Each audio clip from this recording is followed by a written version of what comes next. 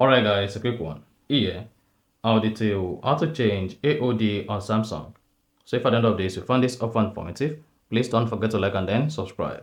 Now the first thing is you want to make sure you turn on AOD on your Samsung phone. So open settings, scroll down, locate and click on lock screen and AOD. Then click on always on display. Turn on always on display. That's the first thing you want to do.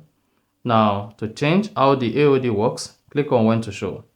Then select how your AOD works. If you want to always turn on AOD in your Samsung, set this to always.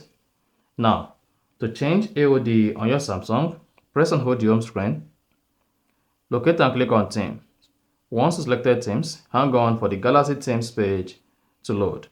And once the Galaxy Teams page loads, locate and click on AODs. Once you click on AODs, then you should see different AODs that you can use. Then you can also click on the search button at top right to search for your favorite AOD. Click on top to see top of the week AOD. And then select it. Then click on download. Then after that, go ahead and click on apply. Then you should say choose an always on display style, clock and image or image only. So I'll go with clock and image. And after that, when next your Samsung phone screen is locked, then you should see the AOD you changed to comes up just like that. You see that? You see that? And that's it. So, if you found this offer informative, please don't forget to like and then subscribe.